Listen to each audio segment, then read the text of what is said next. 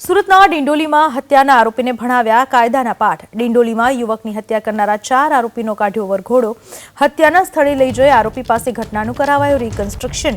આરોપીએ ભાઈની હત્યાનો બદલો લેવા હત્યા કર્યાની કબૂલાત કરી છે। સુરતના ડિંડોલીની ઘટના, જ્યાં હત્યાના આરોપીનો વરઘોડો કાઢવામાં આવ્યો। હત્યા કરનારા 4 આરોપીઓનો વરઘોડો કાઢ્યો। ડિંડોલીમાં હત્યાના આરોપીઓને પોલીસે ભણાવ્યા કાયદાના પાઠ। પોલીસે આ તમામ શખ્સો પાસે ઘટનાનું રિકન્સ્ટ્રક્શન કરાવ્યું।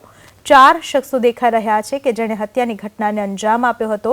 હત્યાના સ્થળે લઈ જઈને આરોપીઓ પાસે ઘટનાનું રિકન્સ્ટ્રક્શન કરાવવામાં આવ્યું।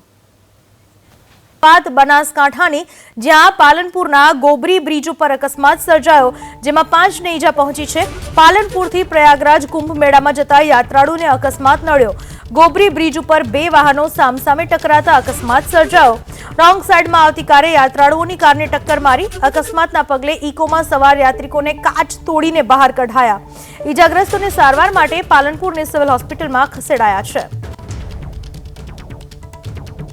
રોંગ સાઈડમાં આવતી કારે યાત્રાળુઓની કારને ટક્કર મારતા અકસ્માત સર્જાયો હતો। બનાસકાંઠાના પાલનપુરના ગોબરી બ્રિજ ઉપર અકસ્માત સર્જાયો। પાલનપુરથી પ્રયાગરાજ કુંભ મેળામાં જતા યાત્રાળુઓને અકસ્માત નડ્યો। ગોબરી બ્રિજ ઉપર 2 વાહનો સામસામે ટકરાતા અકસ્માત સર્જાયો। રોંગ સાઈડમાં આવતી કારે યાત્રાળુઓની કારને ટક્કર મારી। ઇકોમાં સવાર યાત્રિકોને કાચ તોડીને બહાર કાઢવાની ફરજ પડી। તમામ ઈજાગ્રસ્તોને સારવાર માટે સિવિલમાં ખસેડવામાં આવ્યા છે। 5 લોકોને ઈજા પહોંચી છે।